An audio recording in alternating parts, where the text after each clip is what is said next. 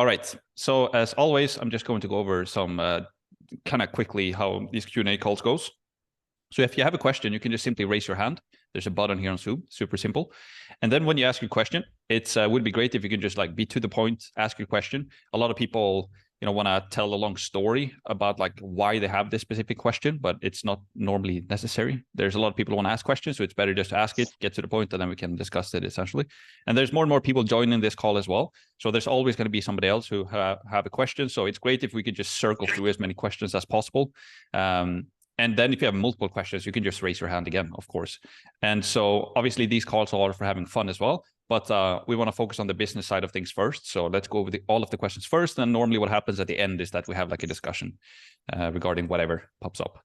And we also have a monthly SMMA contest that is currently running. So we already completed one for December, and now we have a new one for January, essentially. So it renews every single month. So the new one, the current one is from December 16th, and it ends January 31st. And how you win is essentially, it's only for the people on those Q&A calls. So that's the first step to qualify. And then the next step is to produce results for yourself, essentially. And then share it with other people inside of the community as well. And then at the end of the month, we basically pick a winner that we feel like has made the biggest transformation. It doesn't necessarily have to be the one that made the most money, but it could be somebody who made the biggest transformation in week 5, for example, or got their first couple of clients or something like that. And it's currently $1,000 extra. So it's pretty nice. And especially when you start out, you can get $1,000 extra per month if you win the contest. And it's impossible to lose as well, because if you take action, then, if you don't win and you take action, then you're still winning essentially. And you share your wins inside of the community, and you do like a hashtag wins. And I want to do that to inspire other people to see that you guys are taking action, and that's going to inspire other people to take more action, and so on and so forth. And yeah, so the first contest winner last month, essentially just before Christmas, was Cam. So he won $1,000. Pretty nice. And that's it. So whoever got the first question can just raise your hand, and then we can go over the question one by one. Let me see here.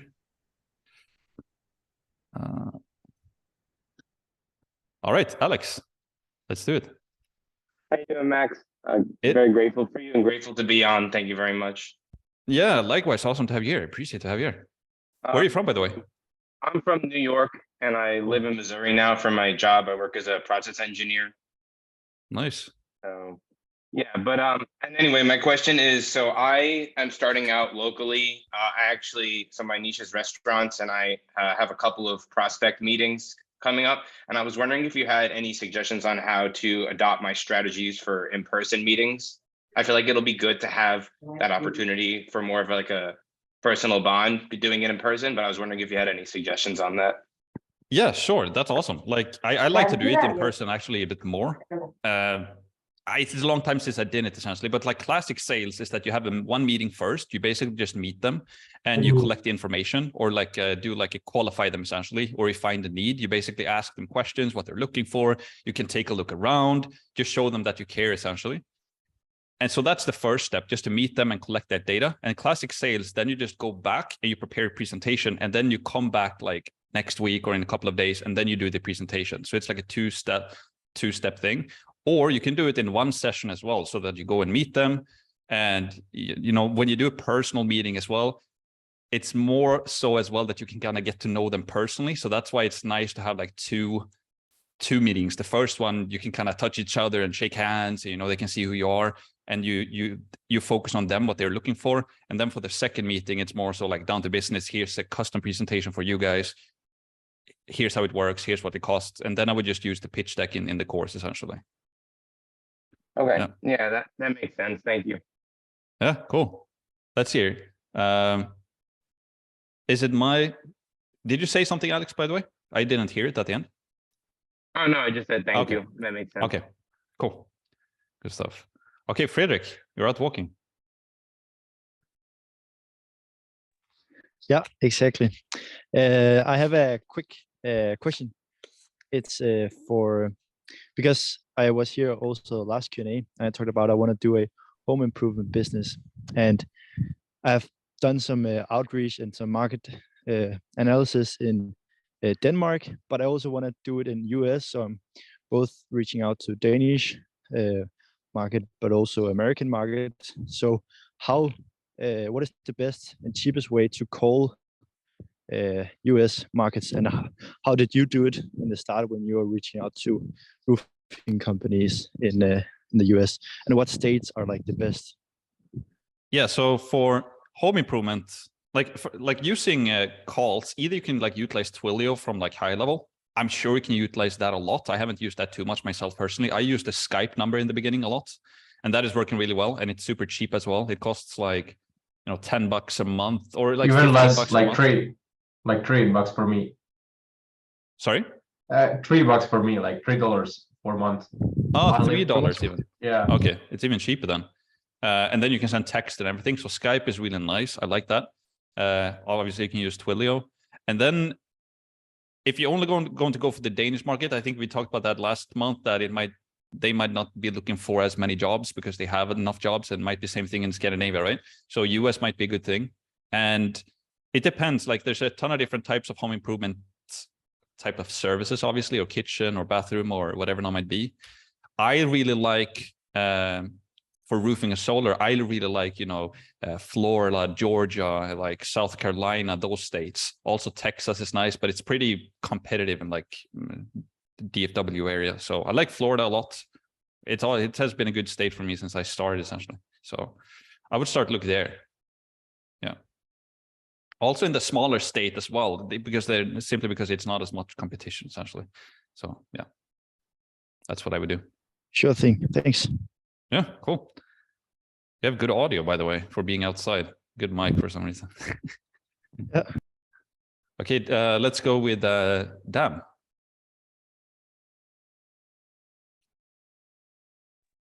Yes. Yeah. Hey, my cam is not working for some reason. I hope you don't mind. No worries. You can hear me clearly? Yep, really good. All right, good. So this might be interesting for the rest as well. I had a meeting with a potential client 2 days ago, and when I was explaining how we would walk them through the system, essentially walking their clients through the system, the landing page into the booking page, etc. She had a little concern, and that was the fact that she, and noted also many others, use an app called Vagaro, and it's basically a booking app itself. And she had the issue that our booking systems would not overlap. You know, for example, if someone would book through Vagaro, then that slot would not automatically be filled with us because she didn't have an integration with Google Calendar. You know, a little technical issue, right? Yeah. Then I mentioned this to the media buyer that I'm talking to, and he said, well, for me, it's easy. I can just get the booking link of Vagaro and I'll just put that link at the end of the funnel. You know, we'll use that link instead. But then my question is, okay, if he does that though, how can we together verify that I am the one who brought her the leads, right? Because then that would be a little mix up there is what I'm thinking, because everything would be booked through her Vagaro app. Yeah, and what type of business is it, by the way? It's a beauty clinic. Okay, so it's mostly going to be like a funnel where you generate the leads first and then they book themselves, I assume? Yes, like yes. Okay. Like I wouldn't make a big of it because we have clients as well, you know, where we offer home service, as we call our agency, and our high level software, as we white labeled it, as an option. Like we recommend it because it makes it easier for us, and we have all of our funnels and automations in there. But sometimes a client pops up that have their own solution. They use like Salesforce or whatever now they'd be using, and we spent millions, or I don't know how much, hundreds of thousands of dollars in getting like custom software set up using something else. And then we're like, okay, sure, it's fine. It doesn't really matter. We can utilize your complete system instead if you want to. And also, if it's just like the booking thing, it's like, it doesn't really matter. You can just tell them that, you know, you recommend utilizing your, like the high level, because you can track everything and it's going to make it easier for you and your media buyer. But if they want to utilize their own, then that's completely fine. And also what you can look into is this Vagaro. Is it like an online calendar, or is it like a self-booking text thing, or? So it's basically, it includes also employee payment and booking as well. So that's why she has trouble stepping away from it for some reason. It made me think a little bit because I thought, well, high level can do that too, right? So, but I wasn't sure, so I didn't want to mention that yet, at that time. Yeah. You're still going to see how many leads you generate, right? Because there's like a two-step thing. So you will see how many leads you generate, but you might not see how many booked appointments they get. Or you can ask them, like, is it okay if we get access to like log in and see the backend? Because it's going to help us, me and my media buyer, to produce better results for you. If you can see how many people are booking, you can do something like that as well. So, yeah. That's a good one. All right. Thank you so much. Yeah, no worries. All right. Garen. Yeah, I just have a quick technical question as well. Is there a way, like using pixels, that you can track organic link clicks and their like customer journey through it? So if you're doing like organic advertising instead of paid advertising? Yeah, so that would be like a solution like Hyros or something like that, where you can, because there's no like, a pixel is basically just a pixel you install on a website, and then it's like a cookie thing, right? So they just identify who it is. But you want to see... Yeah, and it's just tracking codes. Yeah, but you want to kind of see if you had a link on a LinkedIn message, you want to see if that person booked a call or not, essentially. Yeah, well, specifically, like, so I haven't like fully figured out how I'm planning this yet, but so I'm going like short form content. Yeah. And to get like my first couple clients, I'm just going to be doing organic posts and like giving them scripts to do and all of that stuff. Yeah. And so there's going to be like a link in their bio, right, that they have to click. And I don't know if I should just have that link directly scheduled to like a scheduling page, or if I could maybe do like a form or a survey, get information, then I can also like retarget them if we ever choose to do that, and do like SMS and like email like marketing and stuff, and then to a scheduling page. But you can't like track that customer journey, because like with Facebook ads, you can like click the link and it'll like tell you if they became a conversion or not at the end. Yeah, and this is what all of these like tools are working on, like Hyros, for example, because that's like the golden standard of tracking. If you can just use something and then you can see this client saw us on TikTok first, and then they went to our email list, clicked the LinkedIn email, and then they booked a call. And I don't think there is a good solution for that now. What you can do is like, because you're doing this for your own agency, right? You're not doing it for your clients. Is that correct? Yeah, I'm doing it for my own agency as well. Okay. But then you could use like just a tracking link or something in your bio, like a UTM tag. Yeah, either something like that, or if you just have like analytics installed, then you will kind of see where they're coming from as well. So you could do something like that. But there's what's that link tracker tool? Like Bitly? Is that one? It's Bitly. Yeah, that's what I've been doing some research on and stuff. But like, I've just been trying to figure out if I can track the full customer journey. Like once they click on that, to prove that they came from their Instagram bio or Facebook bio or whatever. Yeah. And then to show that process, that then after that, they got to like the scheduling page and they scheduled pretty much. But if I can't prove it, that's just kind of the way it is. And I can just generate leads. And I mean, eventually they'll become bookings, but. Yeah, I know that like they're working super hard on getting something like that, but I don't think there's anything like that right now. But like usually like a Bitly link, and then you will at least see how much traffic you get or something like that. Yeah, that's okay. That's pretty much what I was planning. Thank you. Okay, yeah, no worries. Let's see. All right, Vive Media. Yeah, good evening. Can you hear me clearly?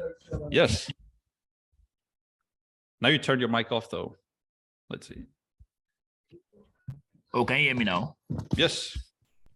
Yeah, I'm currently outside, so my kind of like, be waving somehow.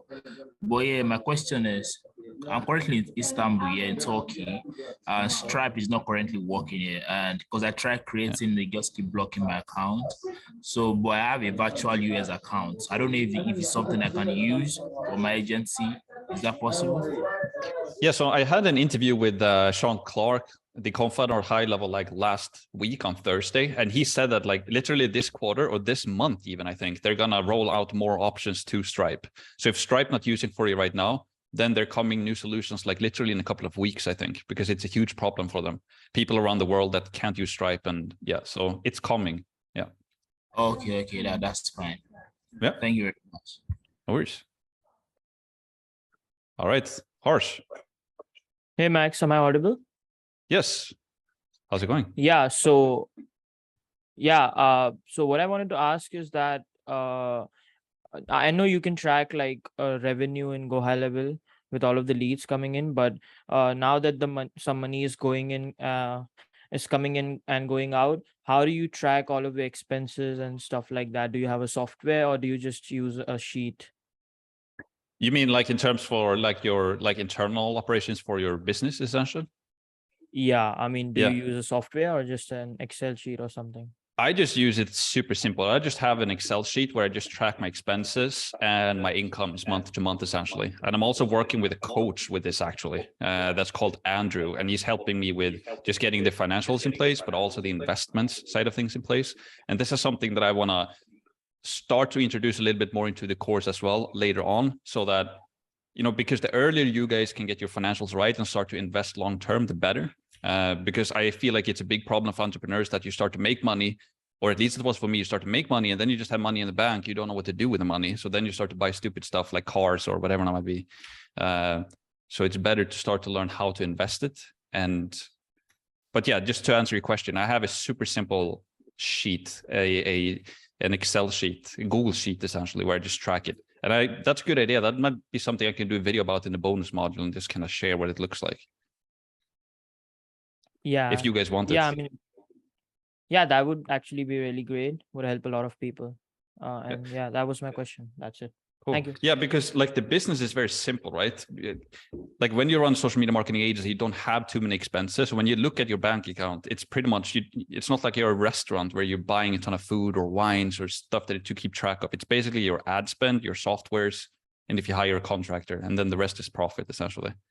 So it's pretty simple. Yeah. Yeah, I agree. Yeah. Thank you. Yeah, no worries. All right, Mateen. You've been having a good week at least. Hi, Max. Hey. What's up, man? How are you? It is good. It is good. How are you? I'm all good, man. This week was really great for me, man. To be honest. Mike, like I have a question, man. Like the client which I have sent you yesterday, which I had a meeting yesterday. So basically, where the Google that one form which we will be sending them to fill it. Yeah.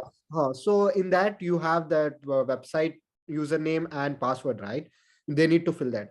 I'm 100% sure that they won't be giving me that access, I guess. So what should I do with that? Like, how can I, like, what should I put there? I have no. Okay. That. They will not give you that data or that those.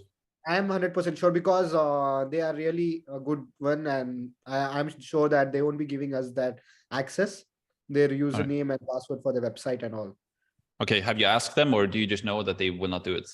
They won't be doing it. I haven't asked it, but I'm sure that they won't be doing, because like everything is, in the meeting I was so tensed up. Like I had like around so many meetings till now, but this meeting I was so tensed up, like my Mac started stopping and everything was like, when they sent me the numbers, right? So I was like, oh, I am really with the people who are making a lot of money, and how should I convince them? No, that's fine. You're gonna get used to that. So that's why, like, I'm sure that they won't be giving the access of the website, I guess. So how should I try, like, make the promotions and all, like, if they are signing me next week? I would still keep the questions in there for the website, because maybe you just think that they won't give it to you, because it's really not that a big of a thing. But what you can do in the Loom video that you record about the Google form is that you just mention, because I always do that, right? You do like a walkthrough of the form, and when you come to that question, you can just say that if you don't want to give us the login details to your website, then just let us know, or let us get in contact with your webmaster or something like that. And then you can send them the Facebook pixel and the AdRoll pixel. It's basically literally what you need. And also you might need to help them to set up a subdomain, right? That you connect to high level. So my point is, if they don't want to give you the login details to like the web hosting or the website or whatever it might be, then just ask them to get in contact with their web guy. And then you can send all of the details to them via email. Yeah. Okay. So that's what I was asking, like, if they won't say that. And what do you feel like they just send me all the this thing yesterday? What is that? They asked me to send where is my phone, man? I just forgot. The proposal, right? Huh? Proposal, right? Yeah, proposal. Yeah. So I wasn't knowing that what is proposal in the way, like in the meeting. So my co-founder that just handled it, and they said that I will be sending you a proposal. We have made it ready. I will be sending you after this. Just have a look that is it okay to send them, and I will be sending them. And they said me today, like they have reverted me back that did you schedule the call for next week? They themselves have said me that. So perfect. So I'm getting an intention that man, they would sign sign the deal. That's awesome, man. And it was like they were making $2 or $3 million per year or something like that, right? In the US. Yeah. So what they said was like they were like when we asked them about like how much are you spending and like how much are you making, and like then he said that we are making like closely around $2 to $3 million. And like he also added that they have like 200 employees working for them, like and the prediction, and they are not like when we ask them like in the spin question, you have a question, right?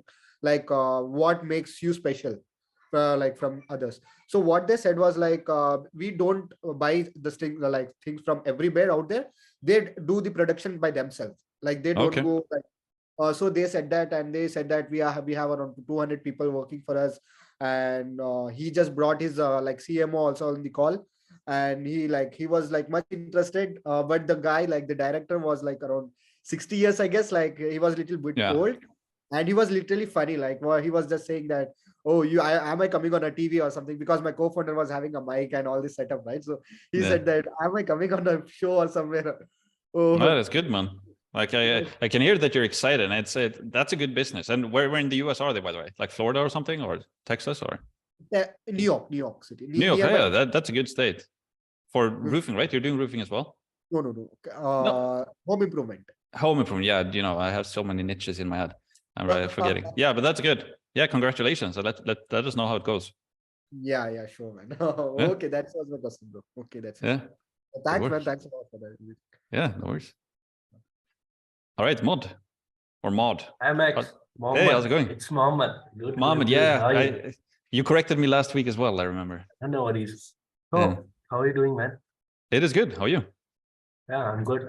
So, total 7 sales call done. And Sorry? I've done total seven sales call.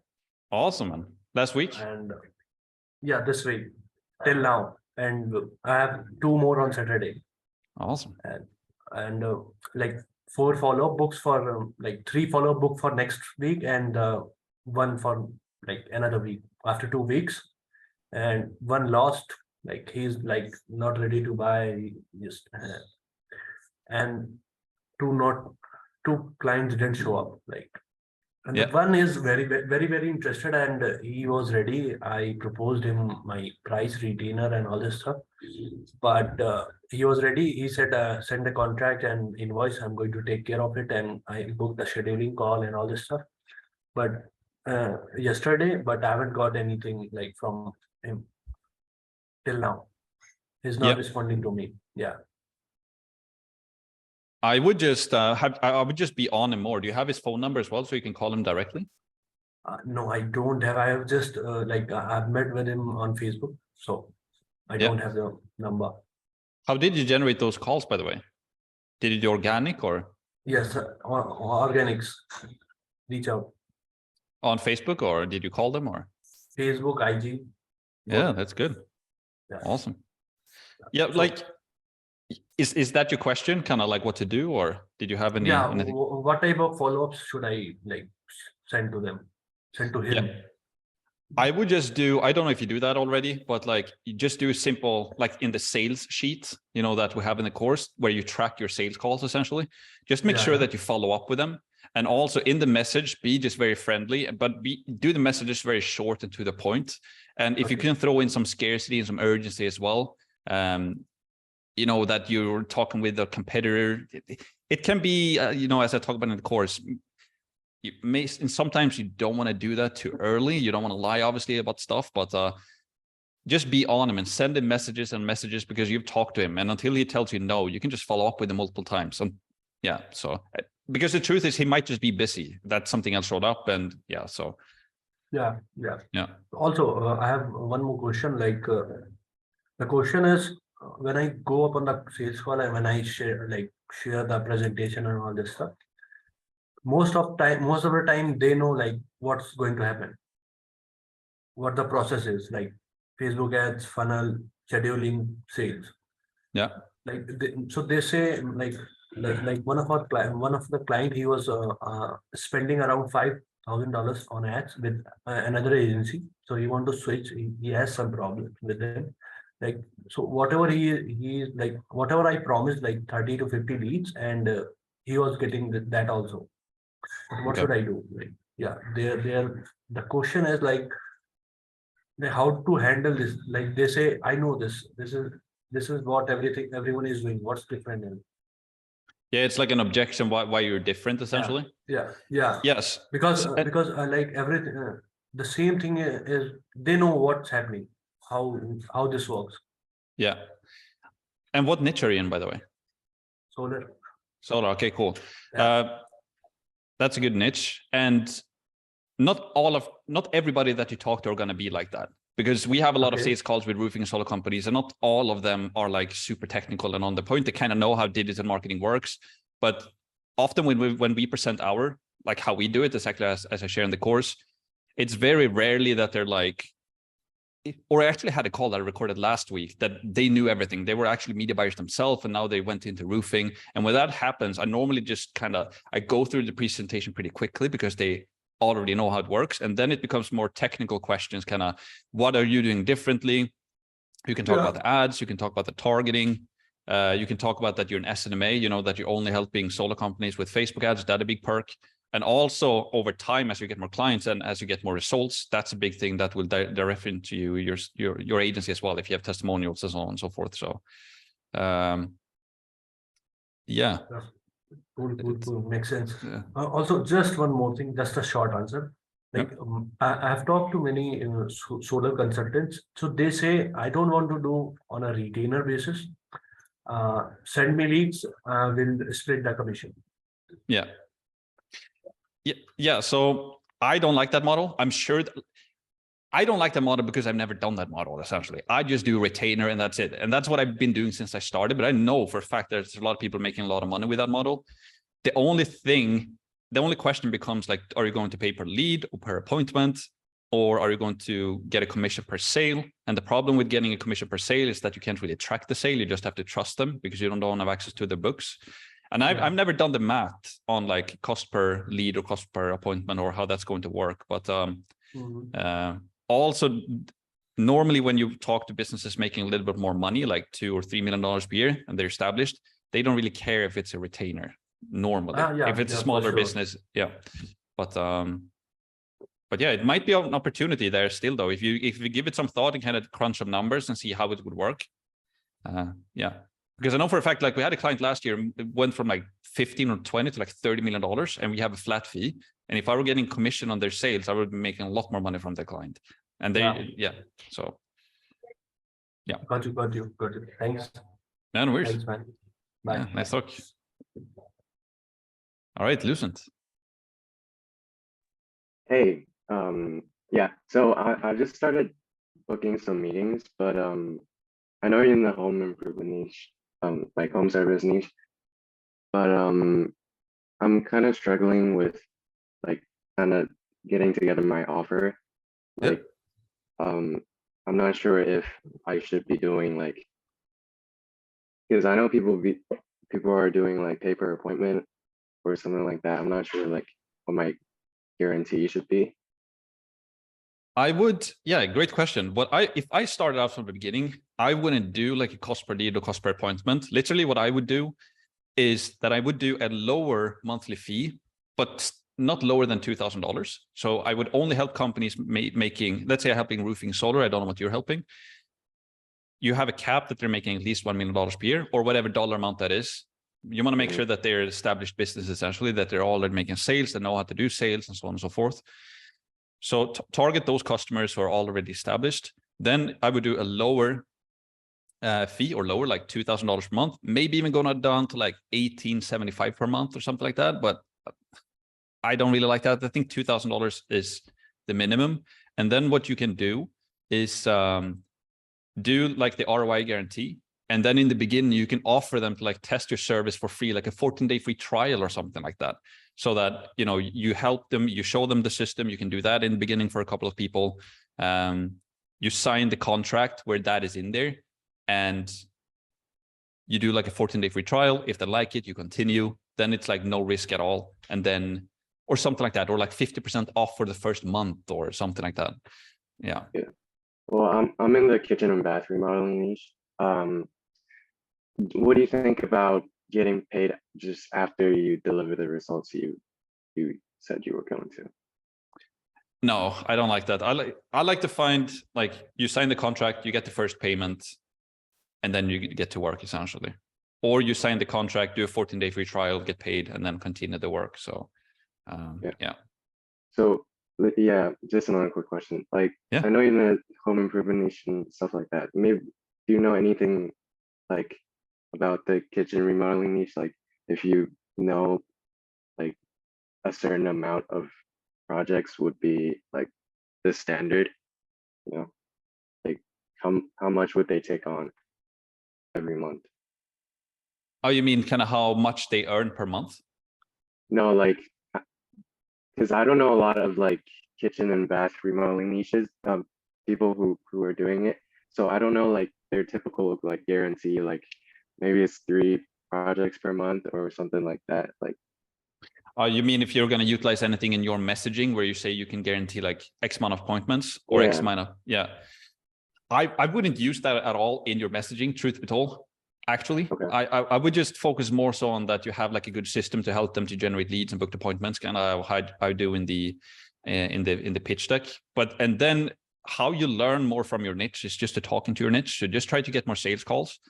And when you do your spin questions, just ask them questions like this, like how many, like where are you right now? How much money are you making per month right now or per year right now? How many projects do you do per month, let's say? How many projects do you want to make per month? How much, where do you want to grow to per year, etc. And as you start to ask those people more and more home remodeling business owners this, then you will start to get the same answers. What do you do in terms of advertising right now, etc. And I know in the sales call script, you said like cost, what's your cost per lead? Like how much are you paying for a lead and appointment? Like, I don't know exactly like for that niche, how much. So basically, I have a answer for your question because I am speaking with many home remodelers itself, like kitchen and bathroom remodeling, because I'm into the same niche, right? So, like the recent person I talked with, he said me that he's like getting cost per sale somewhere around like $350 cost per sale. It's not cost per appointment or a lead. It's around $350 to $400. But I know it gets depend like as like the company, how it totally depend on the company. But the cost per lead is almost the same like the solar, like it's around $25, and it gets like around $35. It's less than around $50. You just say that like $50. What I am promising is like what my like 25 leads, and in the second month 33 leads, and in the third month it's 55 like plus. So because we cannot guarantee them the 50 leads in the first month, because this is impossible to do so. You will be, but like you cannot guarantee that, right? So because this is a high ticket niche, and you said that you asked that like how much money they will be making. So one of the client I spoke with, they said that not client, prospect, they said me was like they are making just around $5,000 from 4 clients, and the recent one said that they are making minimum of like $10,000 from 1 client. So if it's like $200,000 project, it could be as big as $2,000. Sorry, not $200,000, and as low as $5,000. Like it depends, right? Like it's doing all kitchen and a small part of the kitchen. And you're doing like per lead, like pricing. Sorry. And are you doing per lead? Like, are they paying per lead? I am charging like retainer. Like I'm charging upfront. Okay. Yeah, that's it. Thank you. It's okay. Cool. All right. It's now let's see. Yeah, it's Muscab now, right? Yeah, hey, it's me again. I think Muscab is first, right? Because I haven't talked to Muscab, so if you can just do a couple of more people first, and then we'll go back to you. Dan, is that okay? Oh, okay, sure. Okay, yeah. Cool. Yeah, what's up, Max? Hey, how's it going? Nice to see you again. Yeah, so I was just wondering about the subdomain for the clients. Like, is it them that creates the subdomain, or? Yeah, great question. So either to create a subdomain, you basically need access to their web hosting or their domain registrar. It depends upon where they have those name servers, essentially, because you need to set up like a CNAME, or not name service, but what's it called? You need to set up a CNAME record, essentially. So to be able to do that for your client, you can ask them what web hosting company do you have, and then Web hosting company, is it like Cloudflare? yeah, it could be Cloudflare or like GoDaddy, or there's a ton of different ones. Yeah. Or even easier is that if that normally a business, they have like a web guy who's helping them, and then you could just ask for the email to that person and then just email directly to the web guy who helped them with that stuff and tell them that you need to have a subdomain set up, essentially. Yeah, so you don't need to create the whole new domain or stuff. No, you just log into the web hosting for their current domain. So yeah, okay. Yeah, that's one okay. Okay, Thanks. Cool. And worse. Okay, let's do. I'm gonna go back to you, Dam, soon. This is why I don't like Zoom, because it kind of jumps people ahead. But I haven't talked to. I think is it Sebastian next? Let's do Sebastian and then Domagoy, and then yeah, let's do that. How are you, everyone? How's it going? My question. Are you listening to me? Yes. Can you hear me? Okay. My question is, how do you help your clients track their calls better? So is there a way to make me create a Google Sheet automatically with all the leads info to help them like track their calls? Because I'm not using Twilio, I'm using WhatsApp, because here we don't use SMS. So they are actually calling from their iPhone, whatever, right? So what's the best way to organize the calls? So if you don't use Twilio, it's kind of nice in high level though, because I think they have like a reporting section. I haven't utilized that too much myself. I have some clients use it, but if you have Twilio and then you have like a call tracking inside of Go High Level, so you can do it that way. If that doesn't work, then there's a solution called CallRail. Have you heard about them? Nope. What's that? So CallRail. So it's call RAI. Yeah, CallRail. I don't know if that like integrates with WhatsApp. I don't know how that works, but CallRail is something that we used before. So it's basically you get a CallRail number that forwards to your other number, and then you can kind of track how many calls you're generating that way. And it's pretty cheap as well. Oh, that's great. And cool. Maybe a spreadsheet could work, right? Too, also. What would you like? Do you want the? Oh yeah, because that your clients can kind of track the sales or something, or? Yeah, to help them be more organized. But yeah, yeah, I'm sure. Like either you can like you build out a tracking sheet for them, but I'm sure there's like a ton of tools that you can use as well that make it. There's a tool called.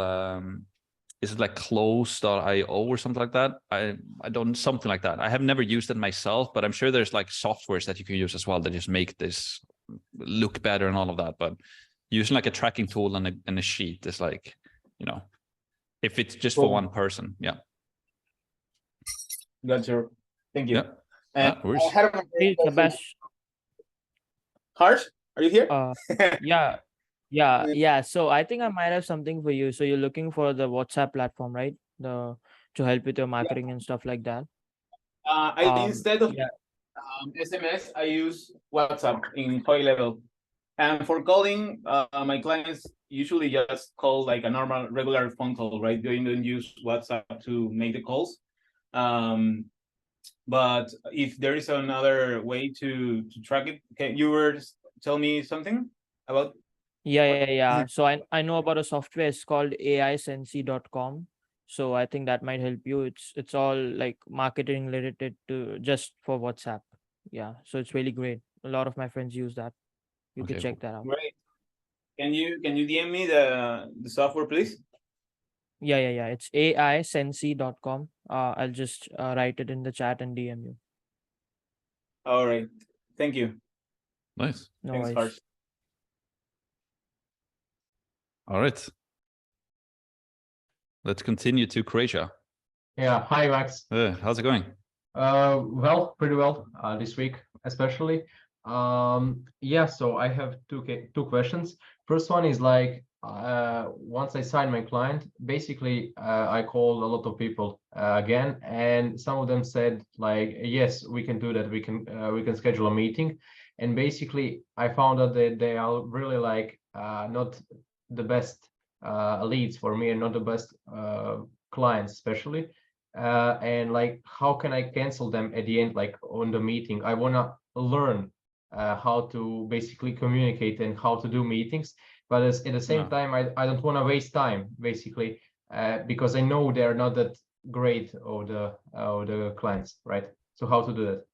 So basically, you're on a call with them, and then you notice that this is not a good prospect for you, and then you just want to learn how to like get them off the call, but be polite, essentially. No. They say like, okay, let's do it. Let's schedule a meeting. And after that, I found out like, I searched their website again and like stuff like that. I found that I'm in a car rental niche. I found that like they have not that lot of cars to rent, and I don't know. I found out they are not that great opportunity. Yep. So how can I like, I want to do a meeting with them just because I want to practice, basically, but how at the end like how do at the end like to say no to them? I'm not that interested, or how to like plan something different to them. Ask them. Sorry. Ask them a very high ticket, like 3,000, 4,000. That should. Oh, okay. Are you like, do you want to practice like the presentation and the questions, or do you just want to practice the questions and not the presentation? I just want to like do a meeting with them at the end. Indeed, I want to like, how can I in a way say that I'm not interested, or I don't know, that he's not right now the best suitable for me, like. Yeah, so if it's not a good fit, normally what I say is that, you know, it's not a good fit because of A, B, and C, whatever it might be. Maybe they're not like big enough or whatever. And instead of just kind of letting them go, what they really appreciate then is that you can just ask them, like, would you like me to, like, I know another agency or another guy who could be better fit for you, so I can just kind of refer you to them, because I think that they're going to be a better fit. And then you can just pinpoint them to whatever direction, like to another agency or another solution or whatever it might be. So that's kind of how I would do it. But I think it's a good idea just to jump on a call now in the beginning, just to talk to people, because you can still learn from the industry. So I think that's good. Or you can just do like downgrade, like Martin said as well, that you just do everything and then you just do a high ticket price. And when it says it's too expensive, then like, you know, you can recommend them another solution. Okay. And second question is like, because I'm calling to US, and like here in Croatia, I do it once is like 6 p.m. here. So what should I do like till that time? Like I have all day long, because I don't go to school anymore because of my injury and stuff like that. So I have like 4 months basically free. I don't do anything. Like I try to do some stuff. I cannot like sit down and do nothing. I feel like bad to myself in a way. So what should I do basically? Do you have any tips on like how to improve agency in a way, or something like that? Like how to structure the day or something like that? Yeah, basically I cannot train properly. I do that, but like how can I implement something on agency, like some steps or stuff like that? I done almost everything. I would just keep it simple, like just go with everything as in the course, right? The SMMA, keep to your niche, the car, do your service, like work on your presentation, but more so get more calls. So what I would do, like when you wake up to like 1 or 2 p.m., then the US haven't even woken up yet. So on that time, you can pretty much work on whatever, like you can prepare your sales calls or improve your presentation or whatever you need to get done. And then from like 2 p.m. to however long you want to work, maybe you can work to like, you know, maybe you work from 2 p.m. to like 9 p.m. or super late, then you sleep a little bit more in the morning instead, you know. Okay. Yeah, that will work. Okay, thanks. No worries. Before you go, I think you should actually do some Instagram DMs or like Facebook DMs, because like it doesn't really matter if they're asleep or not. I was thinking about it. Okay, thanks. Or you can actually target like different time zones as well, because you're doing US, so it might be a different time zone. Like so you can in the morning. Outreaching like earlier on than 6 p.m. for example. You know, when you literally pretty much like finish that state and then you just skip to the next one, Yeah, like I can target, let's say Dubai or something like that, because they're ahead, right? I'm not sure about Dubai, to be honest. I don't know anyone that's targeting Dubai. I would recommend just sticking with the US. But like Okay. Never mind. Okay, thanks a lot. with that. Cool. All right, let's do Luis, and then we go back to Dam, and then we continue. All right. Well, All right. Happy New Year to everyone. Yeah, Happy New Year. Nice to see you again. Thank you. It's good to be here. And my question was, I was curious about what you thought of. All right, so you're in a sales call. You show your presentation. You close the client. They're down to shake hands and get the ball rolling. And so I was wondering if in that same call, should you just send them the straight payment right off the bat and then send them the contract, or should you get paid in the call, send the contract after, or should you sign the contract on the call and get paid after, or do both after? Like what is that order? Because what I don't want to happen is what happened to Mohammed, where everything seems great. You send the contract after hanging up the phone and radio silence. Yeah, so there can be smoke screens on sales calls where they tell you one thing and then you mean another thing, and they tell you gonna sign up because it's just an easy way out, right? So some people, what they want to do is that you can just send them, you can prepare, like I know people that prepare the contract and the payment link before the call, and then they send that to them on the call, and then they just do everything there. I don't like to do it that way. It's just kind of the sales style that you like to do. We kind of present our offer that, we're just looking for 2 or 3 more people right now. And that's true. And so here's what we do. Here's what's going to cost. And it's more so that they're kind of coming to us and they want to work with us. So we just end the call and then I send them the stuff. And if they don't want to sign up, I don't really care. Then I can just continue to the next one essentially. But you can do that with an agency, because if you close one client, you keep them for years. It's like, you don't need to do new sales all the time. If you're selling like one-offs, like a course or whatever, I know that a lot of people do one call close and they want people to like buy on the call. But it's like, if you feel comfortable with sending them the link and asking them for the payment now, then you can do that. If it comes natural to you, I don't like it because it can be, I just want to give them some time and space. Maybe they need to talk to a business partner. I understand. Then they just send them the stuff. If they want to work with me, they just sign it. If don't, then that's completely fine. So. Yeah. All right. Thank you. Also, so you were talking about Zoom and how it sort of mixes everyone and doesn't really have a line. Yeah. And you did the first Q&A call you did on Google Meets. Why did you switch over to Zoom? The main reason I switched over to Zoom was because I couldn't accept people. They just kind of could join the call. So there was a couple of people, not a lot, but it was like the first sales call, but people joined that weren't supposed to join, if that makes sense. But maybe there is a solution to Google where you can like accept people in. But that's kind of the reason why I went back to Zoom, if that makes sense. I think they have a whitelist thing. You could whitelist people. Oh, they do? I don't know. Yeah. I've never done it though, but thank you very much for the answer. No worries. All right, let's do Dam again, and then we go to Yusuf and Cameron and continue. All right. So another question popped in my head. Like, say you close a client, what exactly do you collect from the client to be able to start? Like, what are all the things you usually collect? Like after the sales call, you mean? Yeah, or during, like, okay, we're gonna get started now. We need this and this and this and this. No. So what I do, and I share everything in the course as well, on the onboarding, I think. And basically what I do is that I send them one email where I basically just outline all of the steps.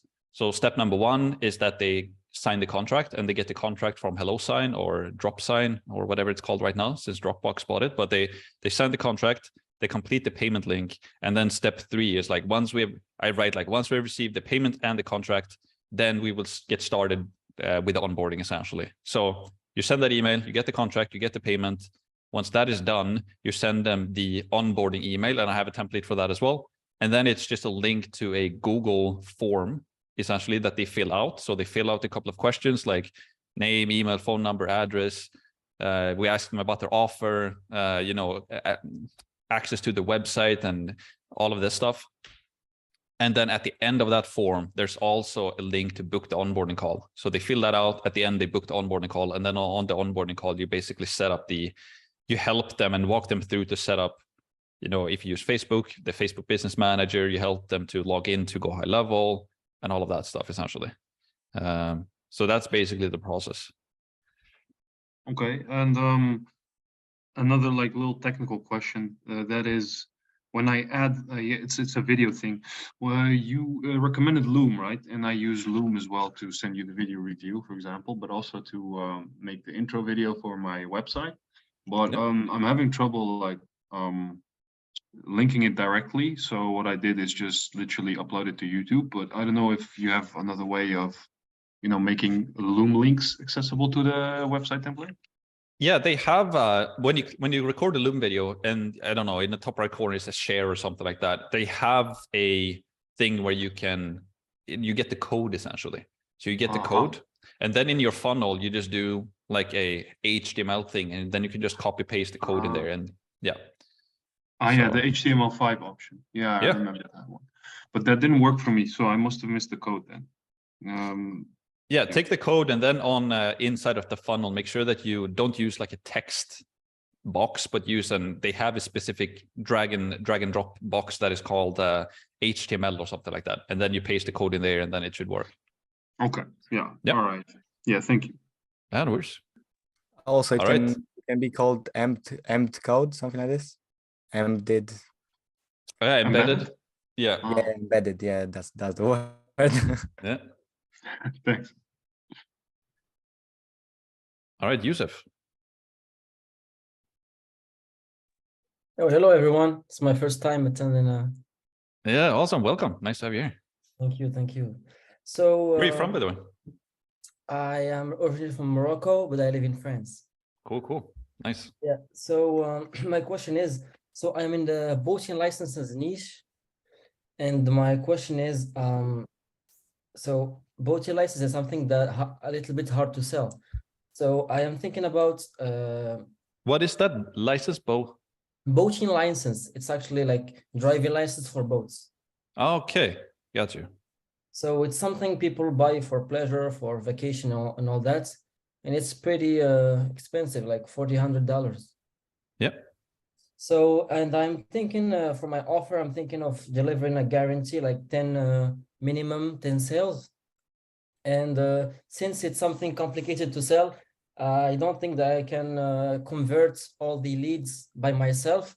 And I'm thinking about asking the business owner to help me convert the leads. Do you think it's something I can do, or it may seem unprofessional? That's how we do it, right? So we only help our clients to generate the leads and book the appointments, and then they have like a sales team that do the sales internally.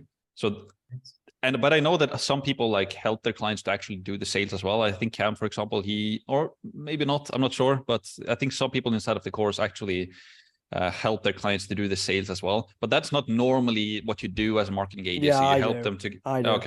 Okay.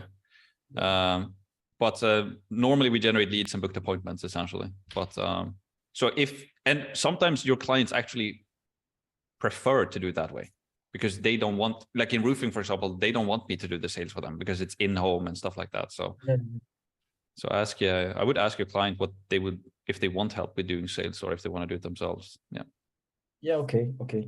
So if you do that, you won't seem unprofessional or something. It's like you're asking them to help you do your job. No, not at all. Like you're the marketing agency coming to them, so you're helping them to get like the leads and booked appointments. But if you can help them to do the sales as well, that's awesome, because that's a big bonus, because now you're only generating leads but deals.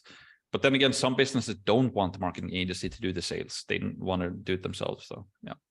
Yeah, I got you. Thank you, Max. Yeah, no worries. All right, Cam, how's it going? Hello, can you hear me? Yeah. How are we doing, Max? It is good. How are you? Good stuff. Yeah, I'm not too bad. I'm not too bad. What was my question again?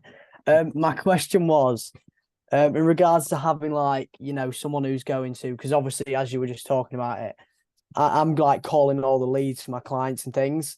I've just hired a VA. She's starting tomorrow to basically call the leads and stuff. So I've been talking back and forth with her, started training her a little bit. Should I get her to sign a contract is what I'm thinking. I know some people do, but I don't know if I should do it or not, just in case, I don't know, she tries running off with a big list of contacts or something. I don't know. Yeah, like is that what you're worrying about, or like that you have some information that she might utilize in some other way, shape, or form, or? Yeah, I mean, potentially that as well. Yeah. Yeah, so I'm sure there are contracts like that, like templates that you can find online. I've never utilized a template like that myself, but it's basically that you own all of the materials that I like is secrecy or what it's called. I don't know the word for it in English, but if you want to, it's super simple, right? You can just use a hello sign and do some super simple contract, and then she signs it. It can be a nice thing as well that, you know, you're showing that you care about that thing and you have that on record that, you know, you can't take the stuff and like leave with it. And now you've signed a contract about it as well. So yeah, all right, thank you. I need to put something into practice because I don't want to kind of risk everything, because if she messes up my relationship with the client, then, you know, that wouldn't be too good. I'm kind of putting her on a trial with one of my clients that it hasn't been going too well for. One of them it hasn't been going too well for. I'm going to train her on there. And then, you know, worst case scenario, that ends up kind of, that bridge starts getting burned. But yeah, not too fussed. But yeah, thank you, Max. Cheers. How's January going so far? Is it going good, or is it like a tough period right now? Or like one of my clients, it's going like ridiculously good. I calculated the return on ad spend. I've got one sec, let me get this up. I can't remember what it was again. It was like, I think I got like in the past 6 days we've been running ads, I think I've got like a 45 times return on ad spend. Yeah. Something ridiculous like that. Because she spent £100 on ads and she got like 16 bookings from literally £100. So yeah, for a couple of them, it's like doing really well. For one of them, which was my first client, it's not going as well, but that was kind of because I was learning the ropes. And I kind of just left it from then, but we're kind of revamping everything now. And I think it's going to go better. But yeah, so far, so good. You know, I've got proof of concepts and things. It's just a case of kind of figuring out how I'm going to scale this while also, you know, I mean, I do need like a sales team to call the leads and things if I want to continue doing that. I know there's multiple different ways to do it. I was actually going to ask you about this as well. So I was either thinking, one, I can either try and automate the booking process. So kind of use the automations and like a calendar link and things to get them booked in through that and have like a deposit payment before they book in. Because I know you can do that on Go High Level and things. Or the other option is do that or get my client to call the leads. So like kind of start a conversation with the automations, then and then pass them over to my client, like give her a notification. Or the third option would be I do the entire process and just hire like sales representatives to kind of do that. Yeah, or a fourth solution would be to find like a one box solution, because I know there are companies out there like offering what you're trying to solve right now for agencies. So, you know, they do the calling. Right, yeah, I think we talked about that last week as well, that High Level has some chat offer as well. They actually offer. Look at that actually. Yeah, look into that, because they asked me as one of their first test clients, like it's a long time ago, and I never jumped on it because my clients don't really need it in the roofing industry that much, because they have like an office manager that does everything and they have a sales team, etc. But if you contact High Level and ask them about that, I don't know if they're still running that, but I would go via High Level. Try to find somebody in there that you can ask for if they have a good solution for a call center or like that stuff, appointment setters for your clients. Yeah. I know there is some really good like things for it, because I had a call with one and it was like, this is the thing, it was like a lot a month, like more than I'm making at the minute. So yeah, for now it's just a case of, I mean, there's cheaper alternatives, like, you know, I've hired a couple of people on Upwork. I'm going to train them up, like it's not costing me anything because they're on commission anyway. So this is the thing, I'm going to train them up, and as it gets bigger, you know, I can hire one of those teams in the UK or something like that to kind of handle that entire process. But yeah, I think that's what I'm going to do. Yeah, and also what I would do if I were you is just sit down with pen and paper or Figma or something like that online and just write out all of the different components of your service delivery, right? So you have your ads and all of the things that you're doing now, because it can be tough to scale something if you have too many components. It can be very tricky. So now in the beginning, try to like scale it down to just the essentials. And because I know that you want to provide better results for your clients and so on and so forth, of course, but it can either it can be tough because it can break if you scale it, and then you're stuck in service delivery where you have too many things. So it can be nice to just think out to the future, have something super simple and small, minimal, but that provides most value, and just scale that first, and then you can add on more things as you go. So this is what I'm thinking. This is, sorry for too many questions. I don't want to hold anyone up or anything, but basically, so one of my clients I delivered really good results for, and it's like a specific, so obviously I'm in the med spa niche, but it's a specific treatment in this niche that I want to narrow down on. Now, the thing is, I've been taking on a bunch of clients all with different treatments. And while it's in the same niche, it's kind of like completely different because you've got to figure the ropes out for every single treatment and how it works. And this is the thing, exactly what you just said. It's literally like, that is not scalable. And this is why I was thinking, right, I'm stuck between, because I do genuinely, if I had, you know, oh my God, too many alarms. Anyway, what I was saying is, what I do want to do, to be totally honest, is literally get rid of everyone to have this one client and then only focus on that one treatment and getting, you know, clients for that treatment only.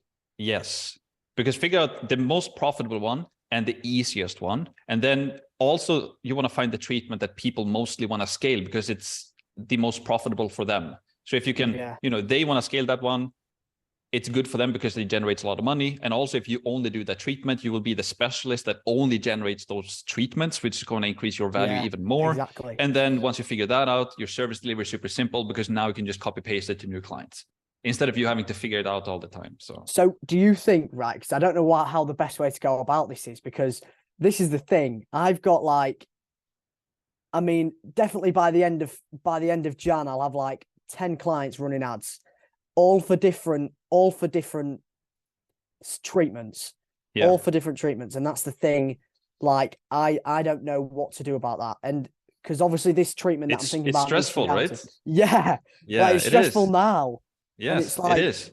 And you're going to remove all of that headache if you just have one thing, the SMMA concept. Yeah. So it's like, something pops into my head and I'm writing it on my to-do list. I'm like, shit, like, oh, this is confusing. So I've got to figure things out in each like singular treatment and things like that. Do you know what I'm saying? Different campaigns, different offers, blah, blah, blah. Exactly. You know, when I could literally copy and paste the exact same offer in different areas with the specific treatment. So yes. So the quicker you can do that, the better, right? And yeah. All right. So God, I don't like the idea of dropping these people, but but like you learn, right? That's how it goes. Yeah, because I mean, you knew about this before because you went through the course, but now you've experienced it, and now you're like, "Fuck, okay, now I see why." And that's a good lesson. So yeah, it is definitely, because I realized this yesterday. I was like, shit. Like, I think I'm doing the same thing for everyone when in reality it's the polar opposite. All different prices, all different specifics. Like, if I wanted to train a sales rep to do this, I would have to teach them about every single different treatment. No, it's impossible to scale. Yeah. So niche down your service delivery and also niche down your niche even more. And then it's going to be a lot easier, and you can produce better results, and you can charge more money, and you can have less clients pay you more. So I'm definitely going to hesitate to do that. I'm not going to lie, but I do need to do it. Yeah. Good shots. Thank you very much, Cameron, can I ask you something? Yeah, go ahead. Hey, did you sign this HIPAA medical compliance thing? The form, since you're in the med spa field, right? I think High Level offered like what was it, a form that you need to do in order to be legally correct and whatever? I haven't been given a form. I have registered though, like as a business now. So yeah, it's HIPAA, right? I think they have it included inside of High Level. It's kind of like GDPR, but it's something for medical things. I don't really know how it works, but that's something I can. HIPAA is just like a privacy policy thing that's instilled in the United States, or I think it might be globally now, but it has to do with like privacy policies and like information not getting out, I'm pretty sure. Okay. Right. So you would be obligated to sign it if you're in this medical field?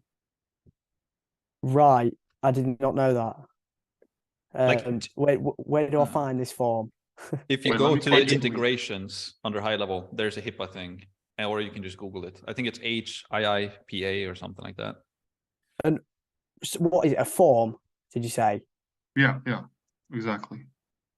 And all my clients need to sign that as well, or? No, I think just you. I mean, integrations now. Let me see where it is. I don't see it, to be honest. Yeah, so I think it's sub account. Then you go to integrations. Yeah, I'm in there now. You're there. You don't see it. No.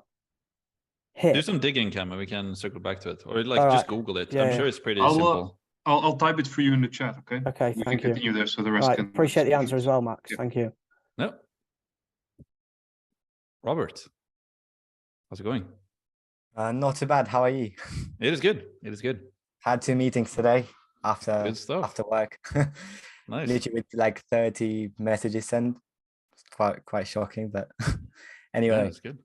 So I had some people during the week saying on my presentations like everything was fine. They didn't ask for testimonials. I don't know. Maybe I was like really confident, and I don't know. It was just like a proper fluent chat. It wasn't like I was trying to like get off the chat or anything like that. Anyway, so when it was quite hard for them like to understand how they can ROI on my 1,500 pounds retainer, because they were saying like that because I'm targeting physiotherapists in the UK, and they said that the treatments, like one session, it's usually estimated to like 55 pounds. So they're like, it's quite hard for them to ROI, even though I tried to explain to them that we're trying to advertise, like to upsell the clients onto like higher package deals, to like, for example, offer like 5 sessions, for example. So like they commit to like 5 sessions instead, because usually like with any sort of treatment, you can't really like get rid of like a muscular pain with like 1 session pretty much. So like they have to sort of commit to like a higher package, but they're like, they don't really think that that's going to work in their niche. So that's why I was wondering like if anyone in this sort of like in this community, if they're targeting the same sort of niche as me, if they face the same problem, like how do you convince them that like people are more willing to actually buy a package deal? Because you can offer like some, I try to explain to them that you can actually sort of offer some sort of like FOMO and scarcity, you know, like buy it now, it's valued at this price, and then you give them a sort of discount, but they feel a bit skeptical about it. I don't know. I don't know really why, but so I don't know how to actually explain to them that people are actually willing to buy bundles, like to bundle up treatments instead of like the single treatments that they actually have. They find it like really hard to understand why would people do that. How much money do those businesses normally like generate per month or per year? Do they have like a budget for advertising, or like, you know what I mean? Yeah, the budget for advertising, from what I've seen, it's estimated to like from 700 to 1K a month. Yeah, because they're like probably like 2-3 therapists clinics, or like smaller ones, most of them, to be honest, in the UK. Yeah, because obviously I don't have any experience in that niche, but you do advertising very differently than like Cam, for example. He's also selling like lower ticket stuff, or his clients are, I think. And he's not doing a retainer, but he's doing a cost per lead or something like that. Maybe that's a better solution for that specific niche. But that's always the problem when you're working with companies that are smaller, because they have smaller budgets and maybe they're selling a cheaper service as well. Then maybe retainer is not the best. And I think it's tough to kind of convince them that they're going to change their offering and so on and so forth. Maybe that's I have no idea. Maybe that's a genius thing. And if you test it, they're going to make a ton of money. And maybe it's not that way. And if it's not that way, then you would kind of have to figure out a better offering that makes sense to them, so that you can help them scale, so that they can make more money and you can make more money as well, without any risk. And maybe then it's better to have like a cost per result type of offer. If it's I'll have to try that as well, to like try different sort of because like they are interested in the service, only when it comes to this, like how it actually works, like what we advertise, they're like a bit skeptical about it. So like that's the red flag. I have to change something here to adjust it.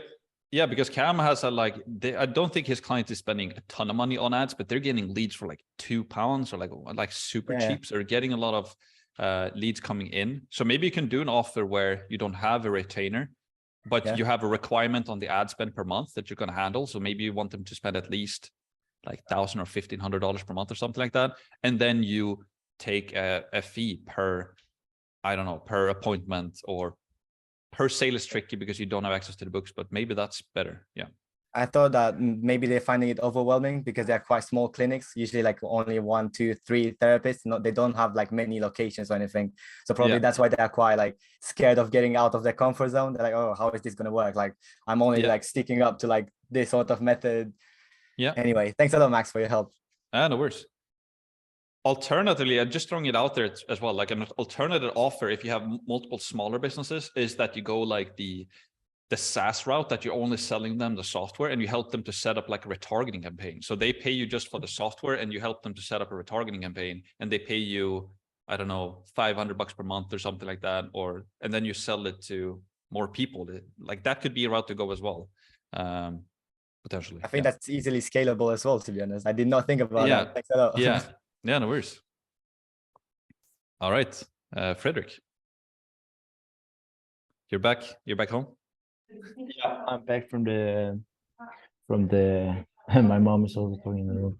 But yeah, it was just quick because I feel like a lot of people here, we have some have like tech problems, some have short question. So and I feel like when you make a question in the Facebook group, it is growing so fast, so there's so many people giving their questions, and it's hard to answer all these questions. So if anyone has like a WhatsApp or Discord or like a group of focused people, because here in the Q&A it's quite distilled. We are all very focused on making this work. So if anyone has like a WhatsApp or Discord where it's like more focused minded people, that would be great. Yeah, so I have thought about this. I thought about this before I even started this as well, that the free community would grow, and now it's growing a lot and it's getting a lot of people in there. And I think it's great to have that community in place, but it creates a problem that you say, right? That there are more people that kind of want to have a smaller community where it's not as too many posts essentially. And I am working on something like that.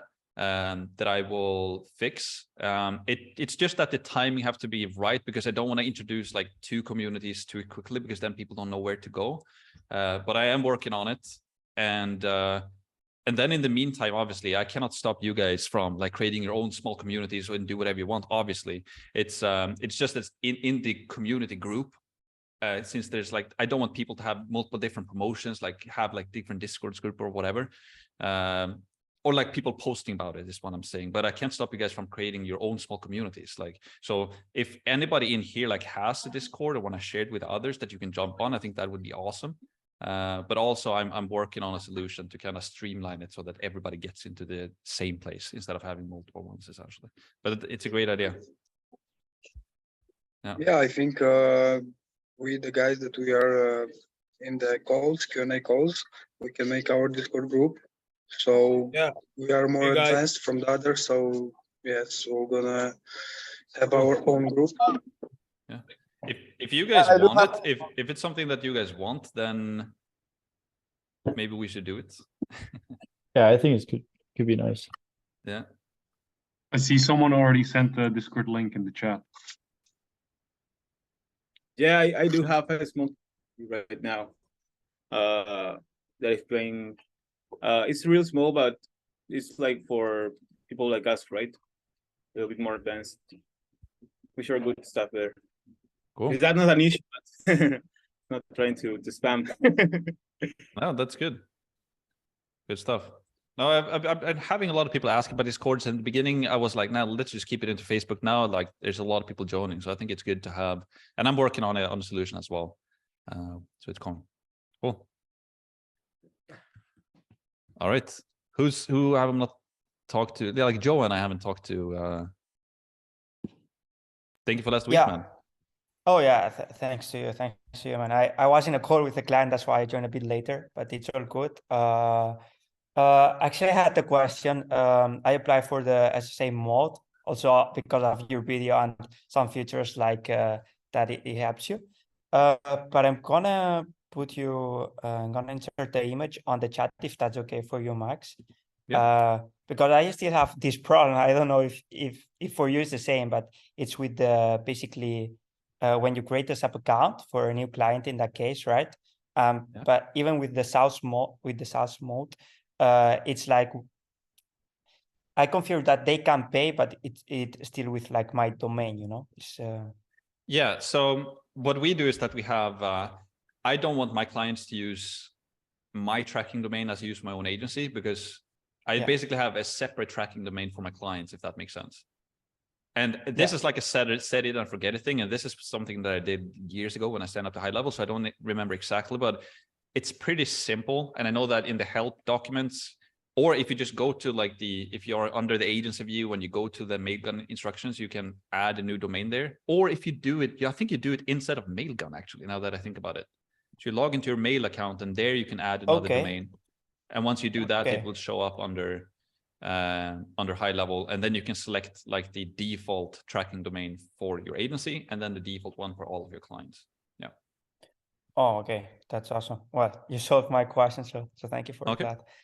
That's all actually. So Cool. yeah, thank you. All right, let's go, Martin.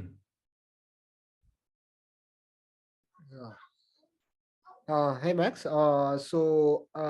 Just a quick question that where are you? Okay. Just a quick question. Like there is like in the contract you have mentioned that it's like no guarantee. So what like I just want to know about that. Like we are providing them the like service-based guarantee, right? So mentioning there in the contract like no guarantee, then like if they ask us what we need to say about that. Yeah, so I've had that in there for like since I started essentially, and I've been doing the service-based guarantee since we started as well. And most of the time, people when they sign a contract with us, they don't ask too much about it. But if there's something like there's once in a while, there's a client who want to add something. You know, I want to have this in the contract, or I want to have you know, maybe they want to have the service-based guarantee in there. Then you can just go in there and just add a line and just to have it in there essentially. So okay. And what do you say about the Indian clients, Max? Like it's very much easier for me. Like I have got like one more prospect for me who is really interested, but they are really paying very low, like around like $300 to $400 with the ad spend. With the ad spend. Yeah. So what do you suggest? Like should I go with them? Like for the first client, why I went was like just for the experience, because I need to have something instead of having nothing. That's why I went with them. So what do you say? Like, should I go with Indian clients? Like now you've got a client in the US and you started to get a taste for that because you can charge more and that is working. So that's why I'm in the US as well. Like Sweden is just too small of a market. That's the problem here.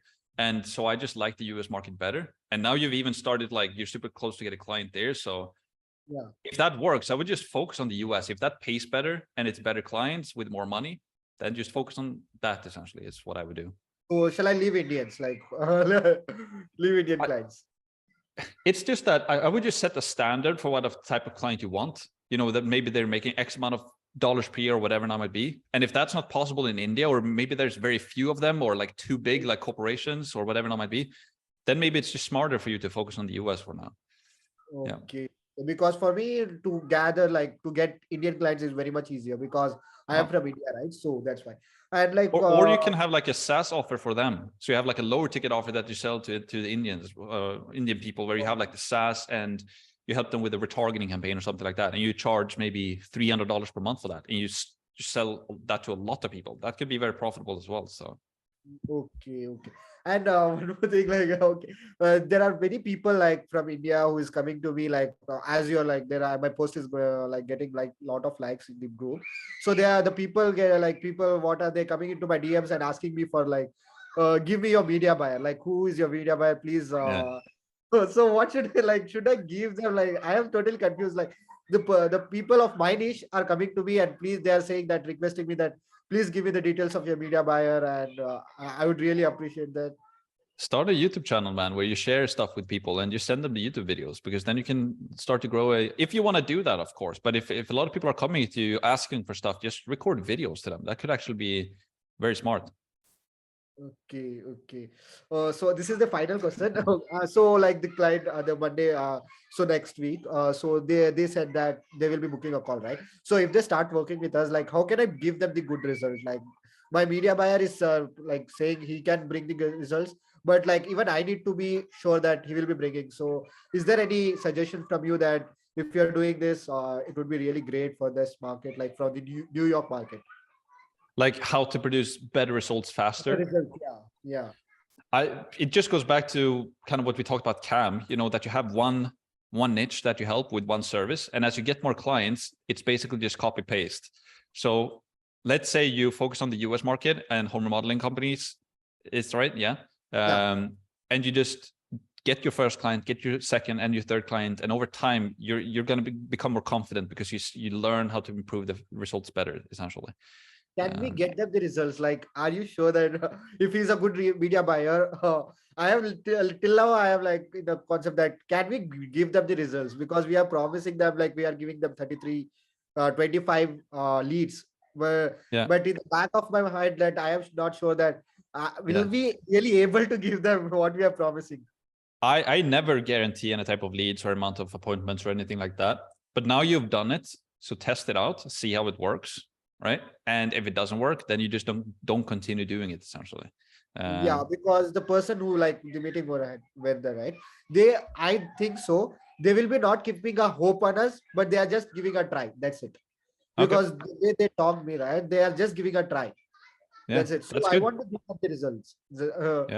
Yeah, of course. That's good that you care. Like if you care about the results for your clients, then you're gonna figure it out. So yeah, because only if I give them the result, they will be sustaining with me for a long time, right? So yeah. Okay, just dive into it. Okay, Max, that's it. Yeah. Okay. Martin, is it the whole remodeling niche, or is it like specifically kitchen and bathrooms? No. I am into whole. Like I am into kitchen and bathroom, solar and roofing also. Like till now I haven't started roofing. I want to just give the competition for the Max. So there's no competition, man. There's too many businesses. So so I am into I am targeting only kitchen and bathroom and solar right now. Let's see what I'm getting good result in solar also. But I have got an appointment like next week on Monday, and he said me that he was really interested, but he asked me for can you help me in the sales? Like he wanted a person who can make the sales for them. And I said that we can figure it out and come to the meeting. And I have a person in Philippines, like the VAs who are really trained enough. So I can appoint one into your company and we can help something for them. So so he was really interested, and he fixed me the meeting next week on Monday. He's from solar. Okay, so the business you were talking with, there was solar. Yeah, solar. Yeah, okay. Okay, that's it. All right. Viv, what's your name, by the way? Because Viv Media is the name of your agency, right? Yeah, Johnson. Johnson? Johnson. Gotcha. Yeah. My question is, currently I'm doing my outreach using Facebook. So I just DM the Facebook page, but I've not gotten like great results with it right now. A lot of people are saying I should message the owner directly, but I don't really know how to get the contact of the owner, like the name or details or stuff like that. I don't know if anybody has like an information regarding that. Yeah, that's my first question. Maybe you can answer that first. Basically, you're trying Facebook pages DMs right now, and it's not working too well. Most of them are actually like handled by their, I think, marketing team, or like they hire somebody handling the page and stuff like that. So they don't directly like the owners of the businesses that they need. So they just say I should just contact the office or something like that, you know. Gotcha. And what niche are you in, by the way? It's still kitchen and bedroom modeling. Gotcha. And are you is it in the US market or? Yeah, US market. Okay. Yeah, I would continue to like. For how long have you been like DMing people on Facebook? For close to like 2 weeks now, for 2 to 3 weeks. Have you had any results from it, or anybody responding, or? I've actually booked 1 call so far, but a lot of them just say they're not interested, you know. But the call I had, I just figured out that, you know, we're not like a great fit because, you know, it doesn't really have like great websites. No, it said it was making just about $100,000 after taxes, you know, and stuff like that. I feel like it's not great for me. So I just decided not to just follow up with that. So, but I'm just trying to like, you know, work on perfecting my offer and stuff like that. Yeah, I would try to do that. Like have that in your messaging that you're only helping home remodeling, you said, right? Yeah. That you're only helping home remodeling companies making at least like $750,000 or $1 million per year. Actually say that in your outreach message, and then only try to find Facebook or companies' Facebook pages that look like they're making more than $1 million per year. And that's normally pretty easy, because if you go to the website or they have like a Facebook and Instagram, you can see they have some wrapped cars, they have some hired people. That's normally a sign that they're like more established. So don't work with the smallest one, but work with the ones that are already established, and let them know that you only work with companies who are more established, if that makes sense. Okay. Yeah, I would try that. Okay. My second question is, like I said, Stripe is not working where I am at, but I currently have like a US account. Is this something I can like send to potential clients probably before I get all of that set up? Is it professional for me to send like a personal account? But is my name actually? What type of account? I have a local bank account, like West Fargo account. It's a bank account, you mean, or? Yeah, bank account. Okay, so your question, if it's like, if you should, like, what was your question? If you have like a US bank account, and if you do the payment there, or? My Stripe is not working where I'm at right now, you know. Okay. I think the only way I can collect payments now is through my bank account, where is my name. So I'm asking if it's something I can do. I wouldn't worry too much about if it's under your name. You know, if you can't use Stripe, you can't use Stripe. But I also know that High Level is coming up with new payment processors now really soon. Like a payment processor that I know that a lot of people are using is like Wise.com, if you've heard about them. Yeah, I have a Wise account. So, boy, the thing is with Wise, they give you local bank account, local bank details. Do you understand what I'm saying? Like your name. So I'm asking, can I send like probably like a West Fargo account to my name to my client, for example? If that's if that's the only solution, it's like, then I would do that. You know, if you can't do it any other way, then do it that way, essentially. Okay. Thank you very much. Yeah, no worries. All right, let's see who's next. Lucent. Yeah, just another question. So I got my first sales call in like an hour. So like, what would be like your best advice for me right now? It's the first one ever. Yeah. Yeah, that's good, man. Like I was super nervous when I had my first sales call. All my saliva in my mouth dried out and I could almost not speak. But I actually made a sale on that call. But have you prepared? Like, are you prepared? Like, have you done a pitch deck or something like that? Yeah, I followed your the course had like a script, and I tried out my own presentation and try to personalize it to the client. But yeah, I'm just really nervous. Yeah, and it's completely fine, right? Everybody's nervous, and if somebody tells you that they're not nervous, like literally everybody is nervous, and it's gonna get better over time. So if you just dive into it, it's going to be good. And even if it can't really go wrong if you don't be attached to the outcome that you have to make a sale. Your goal on today's call is just that you want to learn more about the company that you're talking to. That's the only goal. So when you ask them questions, just be genuinely interested in them, essentially, in the beginning. So ask them, how long have you been in business? What do you do in terms of advertising right now? Simple questions like that. And then your second goal for the call is just to practice to do your presentation for them, the pitch deck. And doing the pitch deck is normally it's very nice because you share your screen and everybody's watching on the screen. They're not necessarily watching you all the time. So you can kind of deflect the attention to the screen when you share your screen. Yeah. Also, I want to interrupt. I used Max's advice, like ask them questions, then write everything below and repeat it basically one more time. I use it, and like a really client was like amazed in a way. So yeah, you definitely use that. Yeah. All right, I'll do that. And if it ever comes up, like, should I let them know like that they're my first client, or they? Do you have any media buyer? Like, if they don't ask you, I wouldn't say it.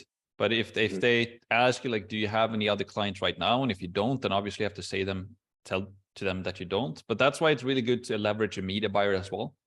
Because if you can find a media buyer who has been working with other people, then you can just say, yeah, we've been working with these other clients and generated these results, even if you personally haven't done that yet. So, yeah. Okay.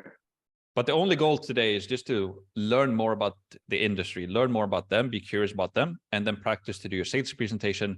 And if they're interested, you're going to be ecstatic. If they don't buy, then that's completely fine. literally like your first 50 or 30 calls is just to learn essentially. So yeah. Thanks a lot. Yeah, no worries. What's your offer gonna be, Lucent? Well, my offer was like, it was a guarantee, like probably like 3 projects, but then Max said like he doesn't really guarantee, so I don't know now, you know. But this client, I reached out to them saying I would guarantee them something, so that's Stick to the original plan, I would say. Yeah. Yeah. I might change it up after this, but we'll see. Cool. All right. Yeah. Good luck. It's gonna go. You're gonna win anyways. Like you have a call, so you're gonna learn. So even if you don't make a sale, yeah. Good stuff. Thank you. All right, Yusuf. Yeah, so hello again. I have a question regarding some legal stuff. I am thinking about, because in France, in Europe in general, it's very complicated with the RGPD and all that stuff. So I've been struggling to have a phone number for my agency. So I have to register my agency before having a phone number, because Twilio asks if you want a French number, you should be registered basically. So since I can't register my business in France because I'm just a student here, I am thinking of maybe registering my business in the UK and then having a British number, and then maybe forwarding it to France. So is it something you think is possible or not? Because you wanna be in the French market. Yeah. I am. Okay. And the only reason why I asked that is because if you could consider being in the US market, then it would be very simple, right? Because then you could just utilize the US phone number for yourself and everybody else. But yeah, it's a good question. If I'm not really sure, actually, I would have to do some digging. It's a very hard topic, because I don't really find answers anyway. It's kind of complicated, but have you contacted High Level and just asked them if they have any tips or tricks? Or not really. I can do. Did you say something, Martino? Yeah, like you can just check out in the lead connector, right? If you're getting any French number over there, then it would be better. Lead connector also asks for the registration number in the identity. Use your own personal number, no, bro. Like, why do you want a French number staying in France? Sorry. Yeah, but I mean, for the automations and all that, I can't use my number. So yeah, and the thing is, why am I going for the French market? Is there is actually no what do you call it? Sorry, my English sucks. Like competition, or yeah, there is zero competition. Like there is a lot of opportunity, and I see it. I go to Facebook ad library and I see there is a lot of opportunity, but the thing is, it's very hard to set up everything. Like to tell you, I've been into the SMMA space for like 1.5 months now, and I'm running into walls, like problem after problem, but I'm trying to solve them, trying to translate everything to France and all that. So yeah, that's good. You're learning a lot, so yeah, true. Yeah, let us know if you figured out, because I'm actually curious about that as well. So yeah, I'm gonna dig in. I'm gonna tell you. Thank you. Cool. Yep. All right. Let's do Karim and then Matthew, because I haven't talked to Matthew yet. So Hey, how's it going? I'm doing good. I just had a question about sales calls. So like sometimes when you like speak to them, then they say, if you're so confident like in what you do, why don't you pay for the ads, and then I give you 30% commission after each client? Yeah, that's like it's just a foul trick. It's like if a prospect wants you to pay for the ads for them, it's just it's almost offensive, almost like I don't want to waste my time on a call like that because they want everything given to them. Like then they don't know how business works, essentially, right? They have to take on a risk, and you're there to be able to help them. And if they're not willing to take on what you're offering, and if it doesn't make sense to them, then they don't have to buy. But asking you to pay for the ads for them, nobody does that. So yeah. And that's why I recommend as well to try to go for a little bit more established businesses, because they never say something like that. So yeah. Does that make sense? Wait, you say you do solar, right? A little bit. Yep, roofing and solar. Do you also have done like solar commercial? Nothing commercial. Like I tested some commercial stuff for roofing when I started, but we're only doing residential stuff right now.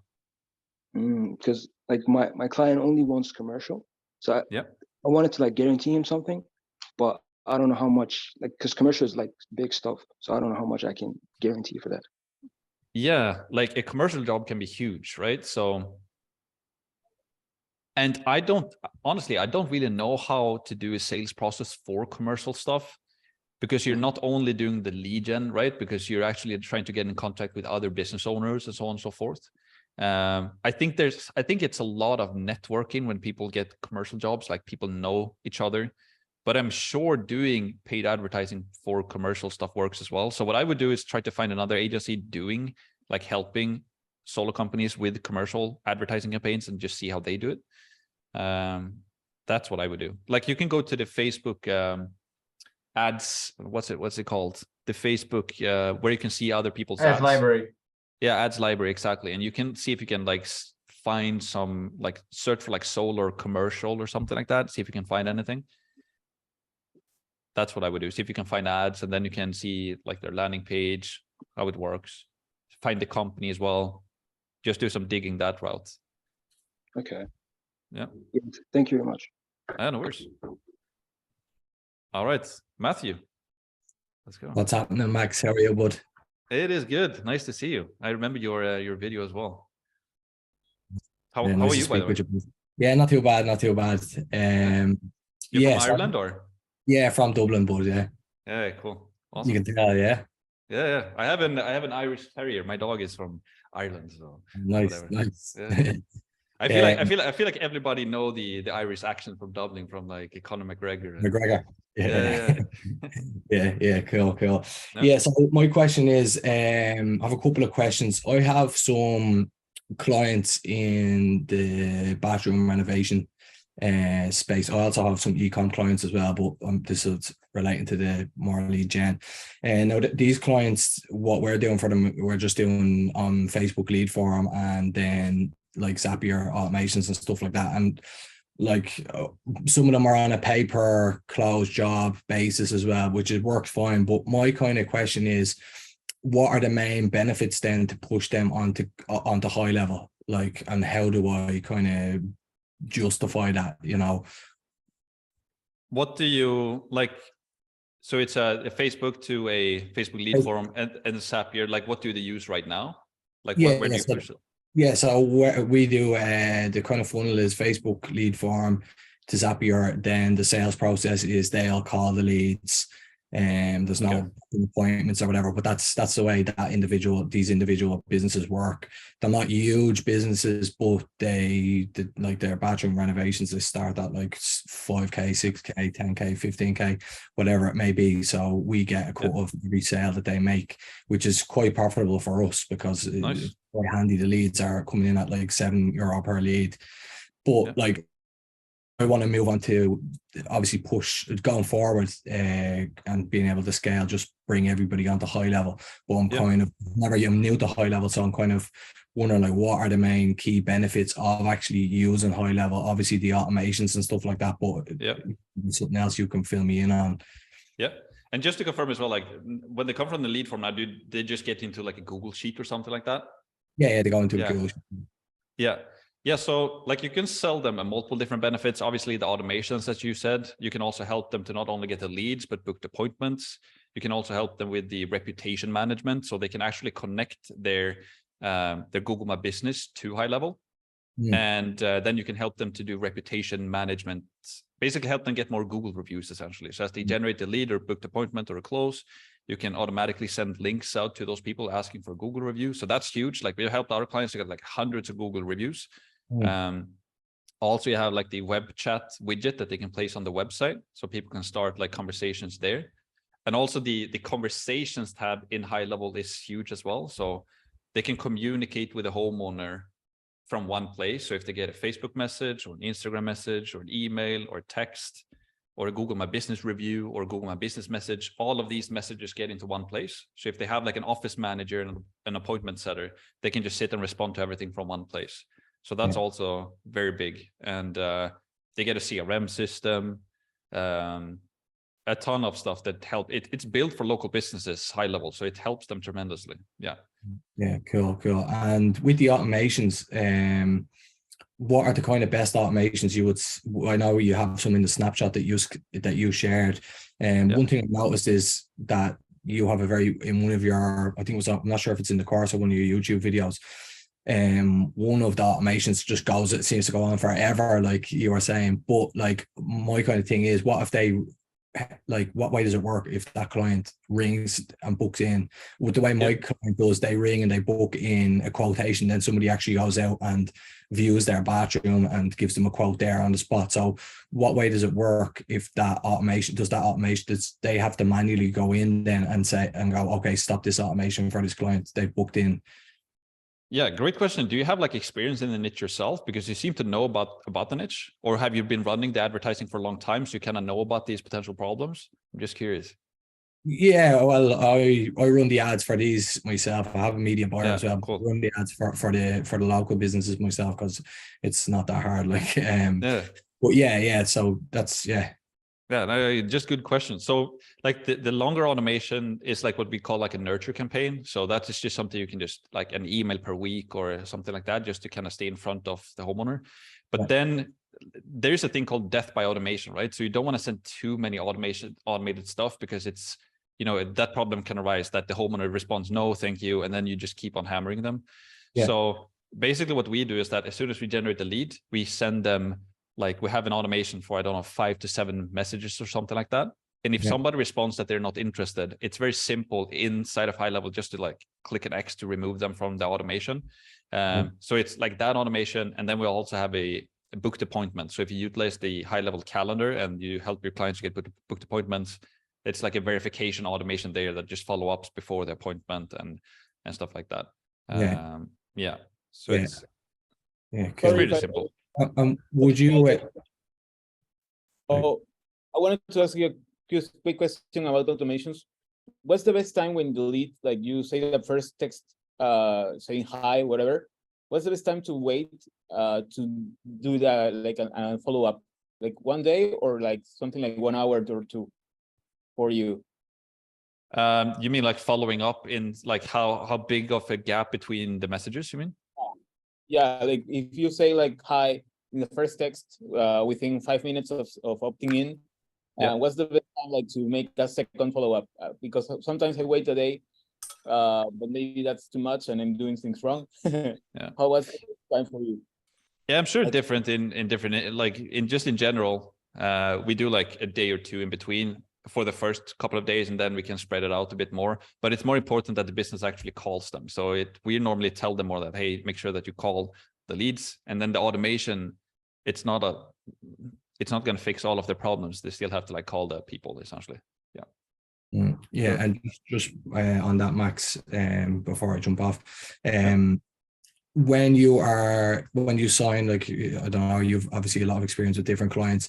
When you sign your client, do you go after the call and try and learn about their sales process and kind of implement that into obviously the automations and stuff like that? Because my clients, they don't have a doesn't seem to work for them, so they like to just call the leads as soon as possible, as soon as they come in or whatever. Like, do you kind of jump on a call and try and learn about their sales process and then maybe kind of implement some kind of booking system, or do you advise them sometimes? Because sometimes I don't think the client, they don't seem to know, like they don't know that, okay, the sooner you call a client, the more likely it is to convert and stuff like that. Yeah. So that's what I learned as well, is that the bigger clients is that they just know sales better. So it's just easier to work with the bigger ones, because I've worked with, when I started out, with the smaller ones as well. So right now it's just that's literally the biggest reason, because it just makes it easier for us as the advertising agency to send leads to a bigger company, because they know what to do with them. But sure, I have clients that we've jumped on, like I've never done a roofing sales myself, but since I've been speaking to a lot of successful companies that have explained to me kind of how we do it and how they qualify them when they call them and so on and so forth. So I kind of know how to do that. And if we get a new client that needs some consultants or consultations regarding that, we can just jump on a call.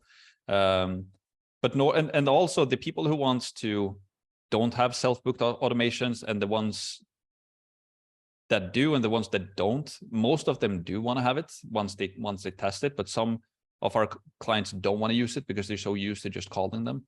And also another automation that some of our clients really like to have is an automation after the appointment. So, you know, there's a sales pipeline in high level as well. So you can create like a column that is called, you know, we call it estimate sent / follow-up or something like that. So if they drag the contact into that column, you can just create a simple automation for them that sends like a text message to the homeowner after the appointment, so that they don't have to do that manually all the time. And that's that can also be a big thing to help them to close more. But yeah. Yeah, cool. Appreciate that, Max. Yeah. Yeah, no worries. Good stuff. All right. Let's go with Domagoj. Hi again. Yeah, so I have one question specifically for you, and then like one question regarding to me. Basically, I found that like these calls are pretty much like golden. It provides like a lot of value. And as you mentioned before, like this community is growing like rapidly. How will be sure like every time that we got on a call and like there'll be like, I don't know, sometimes, I don't know, 100 people eventually in calls and stuff like that. Do you think about that? Yeah, so I have a plan for that. And I had a plan about that before I even started this as well, because when I envisioned like when the free group grows and so on and so forth, and the calls grows as well, I'm always going to keep those calls completely for free, but I want to have like a separate thing for the people like on these calls as well, where we'll be a smaller group. And so, but I don't feel like we're not really there yet. Like these calls are still working pretty well, but I'm sure then in like maybe 3 to 6 months, it might be overwhelming. Maybe, you know, I have a cap of 300 people and people don't get in, and then it's kind of starting to break, and then I will have to do something. Yeah, exactly. Maybe you're like to find someone who is same as you in that like a level of experience, and like do the same thing, like 2 different calls. Yeah, like I've thought about different solutions, and that's definitely one of them to have. And so question like for digital marketing now. So I offer same as like Cam and a lot of people, like 15 prepaid appointments in a way, and guarantee. I know you said like it's a bad guarantee, in a way you don't like it, but I really like it because I have experience like to gain some more clients in a way and learn basically. And when do you think is like the right time to switch from that to your more like easier way or easier approach to managing everything? Basically, do like part where you do only acquiring leads and Facebook ads, and that's it. You don't do like appointment setting and stuff like that. When should I do that? Yeah. When should I do that switch? Honestly, you can do that from the beginning, because I've only been doing this offer. So because I think it's easy to see what a lot of other people are doing, and then you feel like that is the right thing to do simply because other people are doing it. But that doesn't mean that that is the best way to do it. And that same goes for my thing, what I do right now. I'm not saying that the best way. That's really just the only way that I've been doing since I started. So a problem here, sorry to interrupt, problem here is like that maybe times have changed. Like you're doing, I assume now, paid advertising and stuff like that. And a few years ago, like when you start, as you said, maybe it's like different. Nowadays I tried like your ways where I guarantee only like 100% ROI, and that's it. And people are not, I call like 200 people with that strategy, and people are not that interested anymore in that. And I tried like this guarantee with 15 prepaid appointments, and I really find success so far. So times have changed. Like if I have money to invest and like I'm established agency, I assume that I can go your way. So it's different markets as well, right? Like what you're selling and so on and so forth, and also when you present that offer, because we never lead with that offer in our ads, for example, that we have an ROI guarantee. but it's more, we only have that on the pitch deck, and we call it like an ROI guarantee, right? But it's more so of a service-based guarantee. So if they don't get an ROI, we're just going to work for free for a month or something like that. Yeah, I know. But if you're getting better results from like mentioning another type of guarantee and getting more calls, then I would stick to that if it's working. So yeah, but I assume like when I get like to, I don't know, 10 clients one day, I hope it will be harder and harder, and I will need to like think about more stuff in general. So yeah. As you get more clients, it will be easier. Really? Yeah, it will be a lot easier. As you start to get more clients, you start to learn how to do the service delivery. So all of that will be easy, but you can also start to do referral things. You would get referral clients. So I was thinking from beginning doing that referral thing, but okay. Yeah. Thanks a lot. No worries. Okay, who is next? Let's talk with Frederick. I think I haven't talked to you. I've spoken to Lucent like 2 times and Frederick 1. So let's do Frederick. Yeah, it's about, because I called a bunch of Danish home remodeling firms, and they were like, they said that they had tried Facebook ads, but they saw more success in like optimizing their SEO and Google ads. So my question is, should I just keep focusing on one service, so only Facebook ads, or should I also learn about SEO and Google ads, for example? Yeah, so I recommend doing one service, and I don't know if you heard kind of the realization that Cam had before. Were you on the call? Yeah. The thing where he was like, because that's the thing that can occur if you have multiple different services, and then you get, maybe it works and you start to get more clients, but then it becomes it causes a huge stressor in your personal life and how you run things, because then you get one client, you're gonna do SEO for them, and maybe you don't know how to do it yourself, so you have to find a contractor for that, and then you find another one who wants to do Facebook ads, and then you find another one who want to do Google ads. Now you have multiple different services, and it just becomes very tough when you want to scale it. So it's just easier to stick to one service, and maybe maybe Google is better for your specific niche, or maybe SEO. I don't like SEO is really good when it works, but SEO takes time and it's just organic traffic. I like paid because you can get traffic immediately. But yeah, stick to one is my recommendation, essentially. Yeah, I think it's sort of the same problem with Domagoy he also had, because I have a whole day here in Denmark where it's 2 a.m. in USA. So I just have to wait to reach out to USA and then just focus on Facebook ads and only the remodeling. Like I was just thinking, sorry to interrupt again. I was thinking like in my current niche, like I see a lot of times like in Dubai, especially, like they're renting cars all the time, like, and stuff like that. So just ask them and stuff like that. So maybe try to find people that are speaking English in different parts of the world. I know Australia, right? And I don't know, stuff like that. Yeah, UK maybe. Yeah. All right, we're getting closer to the 2-hour mark. Let's do Lucent, and then I think we're done for today. Yeah. So now that you said that, like, not to guarantee anything, but you mentioned like an ROI guarantee. Like, how would that, because I thought ROI guarantee was like, if I guarantee you 3 clients, like, and then at the end of the contract, we don't get 3 clients, we work for free until we get you the 3, right? But if there's no guarantee, then what's the ROI guarantee? Yeah, basically how we do it is that we ask for a monthly fee, right? So whether that's $2, $3, $4, or $1,000 per month, whatever that might be, and then you sign a contract for 90 or 120 days. So you sign that contract, and they're going to pay you, say, $2,000 per month for 90 days. But the service-based guarantee or the ROI guarantee is basically means that after they paid you that money for 3 months, if they haven't got an ROI from working with you, meaning that they haven't made more sales or made more money than they paid you essentially, or made money from working with you, then you can offer to work for free for them for like a month or so until they do get an ROI. So it's like, so I call it like a service-based guarantee as well. Yeah. All right. I got it. Thanks. Yeah. Cool. All right. Good call today. Unless anybody else has like a super quick question, we can take that. But I think we're done for today. Or Martin? Max, what's your age, bro? I'm 31. You're 31, okay. Yes. How old are you? I'm 19.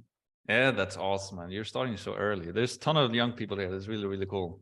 You have a good future ahead of yourselves. Thanks. When did you start? Like 5 years ago? Yeah, I started in 2017. I started my business. But then I was working for my mentor or whatever for free. And that journey started, I guess I learned about what an entrepreneur was in 2014. I started. You learn it the hard way, right? Yeah, I think all do. I think everybody learns the hard way. So okay. What were you doing before that? What were you? I was working I'm doing a ton of jobs like warehouse. We have amusement park. I was cleaning stuff, you know, everything pretty much. Yeah. So, and then I got tired of that and I didn't want to do that anymore. So I was like, can you actually earn money yourself? You know, and that was how I started looking. Congrats. Yeah. Cool. Okay. Awesome to have you guys here. Look forward to see you next week as well, hopefully. And hey, Max.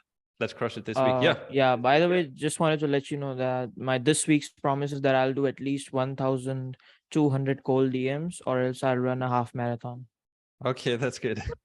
So for people that don't know, like if you can, some people want to put up promises for themselves, but that's good. Okay. So how many did you set? 1,000 or you run a marathon? 1,200 or else I run a marathon, half marathon, not a full marathon. Okay. All right. Nice to see you guys. Bye. Thank you. Okay. Bye. Have a good week, guys. Okay. Bye. Good week.